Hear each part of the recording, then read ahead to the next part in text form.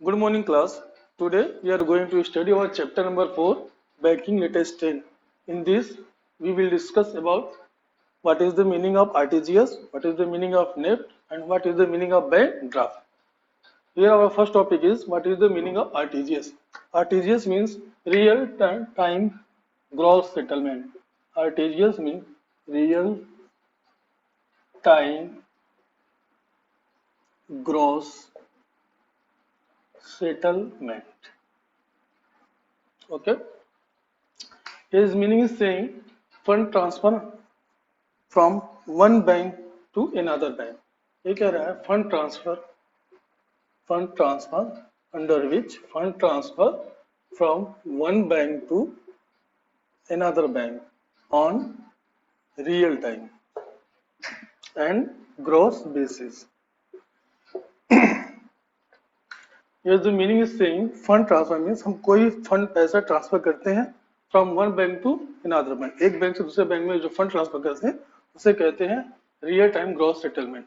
यहाँ मीनिंग क्या होता है? What is the meaning of real time? Real time means no waiting period, no waiting period means जैसे ही हम फंड ट्रांसफर करते हैं ना, वो फंड क्या होता है automatically with in 30 minutes beneficiary bank में ट्रांसफर हो जाता है. जिस बैंक में हम चाहते हैं, जिस अकाउंट नंबर में हम चाहते हैं फंड को ट्रांसफर करना, वहां पे ऑटोमेटिकली फंड ट्रांसफर हो जाता है. ये कोई इसका वेटिंग पीरियड नहीं होता. रियल टाइम मीन्स जैसे ही हम फंड ट्रांसफर करते हैं वैसे ही विद इन 30 मिनट्स में ट्रांसफर हो जाता है. Gross basis means one by one,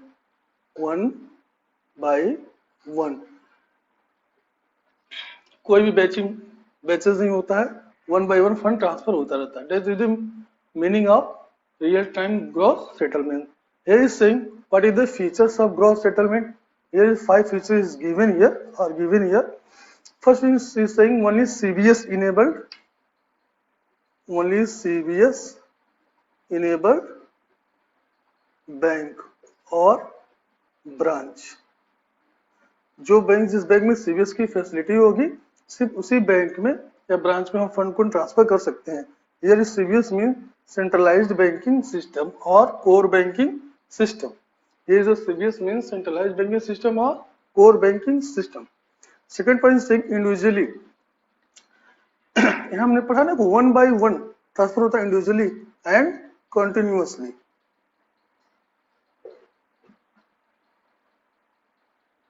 individually and continuously fund transfer होता रहता है वन बाय वन. जैसे हम फंड ट्रांसफर करते हैं, फंड मैंने किसी को ट्रांसफर किया, उसको ट्रांसफर हो गया, फिर किसी ने और किसी को किया, तो फिर वो फंड ट्रांसफर होता रहता है individually. Okay. Third point is saying minimum 2 lakh. Meaning is here जो हम फंड ट्रांसफर करते हैं अंडर आरटीजीएस फैसिलिटी, तो क्या होता है मिनिमम 2 लाख, यानी 2 लाख से कम के अमाउंट हम ट्रांसफर नहीं कर सकते हैं. And there is no upper limit, और अपर लिमिट कोई नहीं है ट्रांसफर करने का. हम 2 lakh, 20 lakh, 2 crore, 5 crore, 10 crore, any amount we can transfer. This is the third features of RTGS. Now fourth one is saying within 30 minutes means जिस पार्टी से अगर हम one party to another party fund को ट्रांसफर करते हैं तो 30 मिनट्स के अंदर अंदर फंड क्या होता है ट्रांसफर हो जाता है. Suppose that A party B party को फंड ट्रांसफर करती है तो 30 मिनट्स के अंदर अंदर वो फंड ट्रांसफर हो जाता है. Okay. Fifth point is saying final and irrevocable. Means ये फंड अगर ए पार्टी ने बी पार्टी को फंड ट्रांसफर किया तो वो फाइनल है और वो इररिकॉर्ड होता है. मींस रिवर्स नहीं होता है वो फंड को हम रिवर्स नहीं कर सकते हैं. Okay. This is the meaning and main features of RTGS. Now our next topic will be NEFT. Now we will here discuss what is the meaning of NEFT. NEFT stand for National Electronic Fund Transfer. NEFT is stand for National Electronic Fund Transfer. Here, what is the meaning of NEFT? He is saying any individual, company, firm can electronically transfer funds from any bank branch to another individual, firm, company having an account with any other bank branch. Here meaning is saying, if I have our bank account in State Bank of India, I can transfer fund in Punjab National Bank. If I have an account in Bank of India, we can transfer fund in Union Bank of India. Meaning is this, any individual, company, firm can electronically transfer their fund to another individual, company or firm in another bank branch in the country. This is the country wise fund transfer system. Okay, now here is main, what is the features of NEFT. He is saying NEFT enable means हम वही fund transfer कर सकते हैं जहां पे NEFT की facility हो, जिस बैंक या ब्रांच में नेफ्ट की फैसिलिटी होगी सिर्फ हम वहीं पे फंड ट्रांसफर कर सकते हैं. Second point is saying cash. Meaning is this, if अगर हमको फंड ट्रांसफर करना है पंजाब नेशनल बैंक में या यूनियन बैंक में, स्टेट बैंक में, और मेरे पास कोई बैंक अकाउंट नहीं है, तो मैं कैश डिपॉजिट करके फंड को ट्रांसफर कर सकता हूं. सेकंड पॉइंट सेइंग कैश, अगर हमारे पास कोई बैंक अकाउंट नहीं है तो भी मैं फंड ट्रांसफर कर सकता हूं कैश डिपॉजिट करके. Okay. Third point is saying for receiving NEFT enable, अगर हमको फंड रिसीव करना है, ठीक है ना, तो मेरे पास क्या होना चाहिए, बैंक अकाउंट होना चाहिए, और वो बैंक ब्रांच नेफ्ट, उस बैंक ब्रांच में नेफ्ट की फैसिलिटी प्रोवाइड करता हो. Okay. First point is saying हम सिर्फ वही फंड ट्रांसफर कर सकते हैं जहां पे नेफ्ट की, जिस बैंक ब्रांच में नेफ्ट की फैसिलिटी हो. सेकेंड पॉइंट इज सेइंग अगर मेरे पास बैंक अकाउंट नहीं है, मैं अगर फंड ट्रांसफर करना चाहता हूँ, मेरे पास बैंक अकाउंट नहीं है, तो भी मैं फंड ट्रांसफर कर सकता हूँ कैश डिपॉजिट करके. Third point is saying for receiving means अगर मैं फंड रिसीव करना है मुझे, तो मेरा बैंक ब्रांच क्या होना चाहिए, नेफ्ट इनेबल होना चाहिए और मेरे पास बैंक अकाउंट होना चाहिए. Fourth point is saying no minimum और maximum limit. In case of RTGS वहां पे मिनिमम की लिमिट थी कि 2 लाख से कम ट्रांसफर नहीं कर सकते. इन केस ऑफ नेफ्ट हम कम से कम ट्रांसफर कर सकते हैं, ज्यादा से ज्यादा भी ट्रांसफर कर सकते हैं. Fifth point is saying transaction settled in batches. Transaction settled in batches means suppose करो किसी ने कोई 10 AM पे फंड ट्रांसफर किया, किसी ने 10:30 पे फंड ट्रांसफर किया, किसी ने 11 AM पे फंड ट्रांसफर किया. ओके. ये क्या करते हैं, इन सभी ट्रांजैक्शन को डे एंड में, डे एंड मीन्स जब बैंकिंग आवर क्लोज हो जाते हैं, पब्लिक डीलिंग जब बंद हो जाती है, तो एक साथ ये सारे फंड को ये ट्रांसफर करते हैं. ठीक है. ये कहते हैं इसका जो सेटलमेंट होता है वो बैचेस में होता है. क्लियर. ग्रॉस बेसिस नहीं होता, बैचेस में होता है. ग्रॉस मीन्स 1 by 1 हमने 10 बजे फंड ट्रांसफर किया तो 10:30 पे वो हमारे अकाउंट में आ गया. It means this is the gross basis. लेकिन हमने फंड ट्रांसफर किया 10 बजे, 10, 10:30, 11, ये सारे ट्रांजेक्शन क्या करते हैं, बैच बनाते हैं. बैच बना के ये आफ्टर बैंकिंग आवर ये ट्रांसफर करते हैं. ठीक है ना.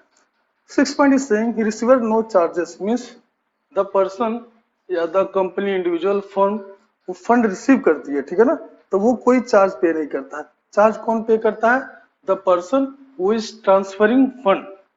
वो कमीशन पे करते हैं, चार्जेस पे करते हैं, बैंकिंग सर्विसेज पे करते हैं. ठीक है ना. जो फंड रिसीव करता है वो कोई भी चार्ज पे नहीं करता है. Okay. Now our next topic will be bank draft. Now our this topic is what is the meaning of bank draft. What is the meaning of bank draft. Here is written check drawn by a bank either on its own branch or on another branch in favor of third party. ठीक है. It is always payable on demand, therefore it is also known as demand draft. Okay. Here is saying check. Bank draft होता है क्या, bank का is a type of cheque, एक cheque होता है. ठीक है ना. I think all of you know what is the meaning of check.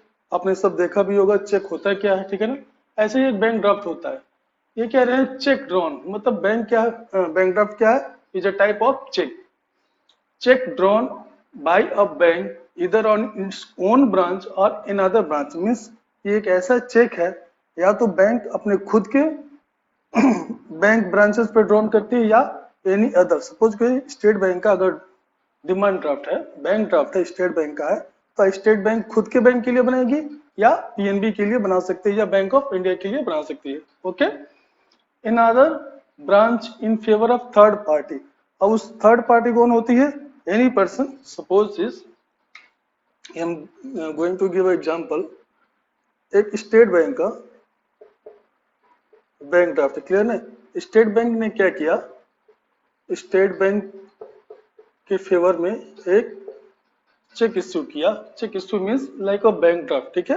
या तो स्टेट बैंक के लिए करेगी या पंजाब नेशनल बैंक के लिए करेगी, ठीक है? किसमें करेगी? ब्रांचेस के करेगी, ब्रांचेस। सपोज करो ये स्टेट बैंक की एक ब्रांच गोरखपुर में है और एक स्टेट बैंक की ब्रांच देवरिया में है, क्लियर है? और ये पीएनबी की ब्रांच कहाँ पे है? देवरिया में है। या तो स्टेट बैंक देवरिया के लिए करेगी या स्टेट बैंक पीएनबी देवरिया के लिए करेगी, ठीक है ना? अभी कह रहा है third party. Third party means किस पर्सन के फेवर में बन रहा है। सपोज करो मेरे फेवर में बन रहा है तो क्या होगा? मेरा नाम होगा। किस पे मेरा नाम होगा?